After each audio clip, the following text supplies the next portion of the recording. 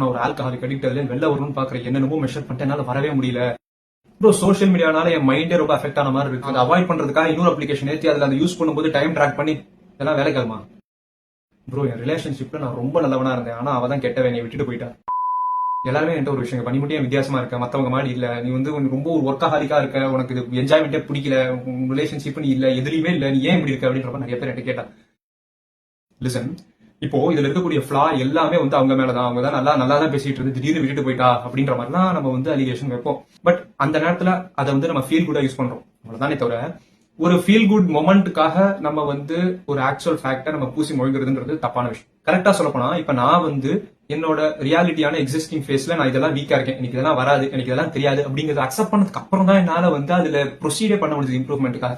நீங்க எப்ப இன்னொருத்தர் மேல பிளேம் பாஸ் பண்றீங்களோ உங்களோட செல்ஃப் இம்ப்ரூவ்மெண்ட்டுக்காக வாழ்க்கிறதுக்கு உங்களுக்கு ஒரு வாய்ப்பே கிடைக்காது. அந்த வாய்ப்பை நீங்க மிஸ் பண்றீங்க அப்படிங்கறத தெரிஞ்சுக்கணும். கொஞ்ச நாள் முன்னாடி எனக்கு இந்த ஃபேக்ட் ரொம்ப உறுத்திட்டே இருந்தது. என்னன்னா, is your identity contradicts with who you want to be?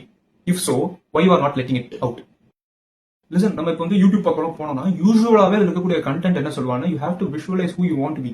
அதுல இருக்கக்கூடியதெல்லாம் நம்ம அஃபர்மேட்டிவா எடுத்துட்டு அதுக்கு தகுந்த மாதிரி ப்ராசஸ் நம்ம பிரேக் டவுன் பண்ணி ப்ரொசீட் பண்ணி அப்படியே பண்ணி கிழிச்சிடணும். அது எதுவுமே வேலைக்காகாது. நான் எக்ஸ்பீரியன்ஸ்ல சொல்றேன், எதுவுமே வேலைக்காகாது. எதுதான் வேலைக்காகுங்க? எக்ஸாக்ட் ஆப்போசிட் தான் வேலைக்காகும். இதுக்கான மெத்தட் வந்து லாஸ் அவர்ஷன் அப்படின்னு சைக்காலஜில சொல்லுவாங்க. என்னன்னா, நம்ம விஷுவலைசேஷன் அப்படின்ற பேர்ல நம்ம என்னென்னலாம் ஆகணும்னு நினைப்போம். பட் அதுக்கு அப்படியே ஆப்போசிட்டா நம்ம என்னென்னலாம் ஆக மாட்டோம், இதனால இந்த பேட் ஹேபிட்னால, இந்த ஒரு கேரக்டர்னால நம்ம என்னென்னலாம் ஆக மாட்டோம், இந்த ஒரு ஆட்டிடியூட்னால நம்ம என்னென்னலாம் ஆக மாட்டோம் நம்ம யோசிச்சோம்னு வச்சுக்கோங்களேன். எனக்கு எக்ஸாம்பிளுக்கு ஒரு பாயிண்ட் அவுட் பண்றேன். இப்போ என்னோட ஆட்டிடியூடுக்கு நான் வந்து யாரையுமே மதிக்க மாட்டேன் அப்படின்ற மாதிரி எனக்கு ஒரு ஃபிளா இருந்தது உண்மையாவே.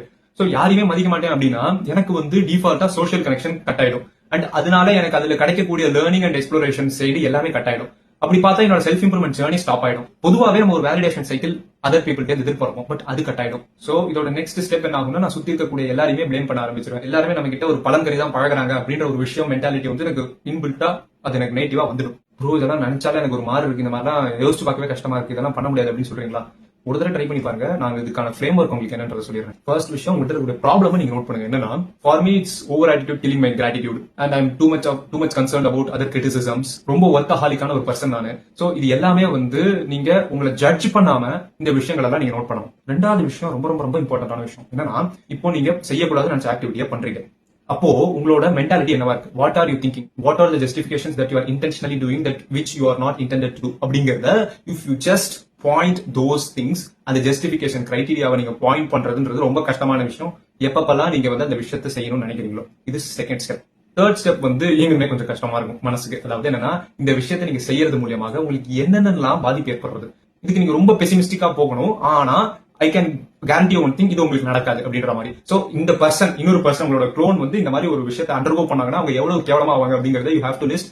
இதுக்கு நீங்க மேக்ஸிமம் நெகட்டிவா பெசிமிஸ்டிக்கா யோசிச்சு அந்த பர்சனோட ஹெட் ஃபேட்டை நீங்க டிசைட் பண்றீங்க. சோ நீங்க எக்ஸிஸ்டிங் ஸ்டேட்ல இருந்து நீங்க போகக்கூடாத ஒரு கேரக்டர் ஸ்டேட்டுக்கு நீங்க போற நிலைமையில இருக்க கூடாது. What are the logical steps that you think that is correct? அது வந்து ஒரு சிஸ்டம் பில்ட் பண்றோம். சோ இதுதான் ஒரு சிஸ்டம்ன்றது. Logical break down of the actions that you are going to carry out. எனக்கு வந்து என்ன ஆச்சுன்னா, நான் வந்து ஒர்க் அவுட் பண்ணணும், மார்னிங் பண்ணணும், இது பண்ணணும், என்னோட ஷெட்யூலுக்கு ஒரு ப்ராப்பர் கம்பேனியன் தேவை அப்படின்னு தேடும்போது யாருமே இல்ல. இப்ப கூட சொல்றேன், யாருமே இல்ல என்னோட ஷெட்யூலுக்கு. சோ அதுக்கு ஆல்டர்னேட்டிவா நான் என்ன பண்ணலாம் அப்படின்னு நினைச்சேன்னா, மார்னிங் எழுந்துக்கிறதுக்கு எனக்கு ஒரு உந்துதல் தேவை. சோ அதுக்கு நான் என்ன பண்ணேன்னா, ஒரு அலாம் அப்ளிகேஷன் பண்ண முன்னாடி சொல்லியிருப்பேன். அந்த அலாம் அப்ளிகேஷன்ல you have to wake up eyes ஓப்பன்ல பெட்ல இல்லாம நீங்க ஃபேஸ ஒரு குறிப்பிட்ட செகண்டுக்கு ஸ்கேன் பண்ணாதான் அலாம் சவுண்ட் நிக்குன்ற மாதிரி ஒரு அலாம் அப்ளிகேஷன் பண்ணேன். எனக்கு வந்து டெக்னிக்கலா நாலேஜ் இருக்கனால இந்த மாதிரி பண்ணேன். But you can hire a coach, you can do something that's motivates you, really make you out of the state that you are not intentionally willing to B.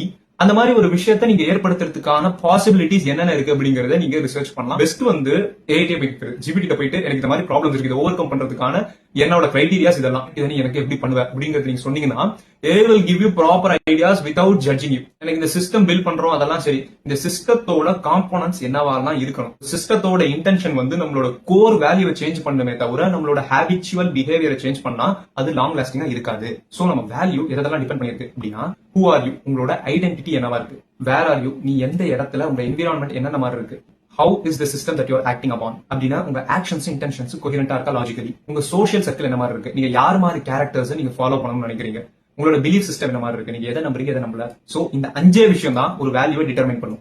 TLDR, ஒரு value change ஆகிற person எப்படி இருக்கணும் அப்படின்னா, he must take the responsibility to change himself.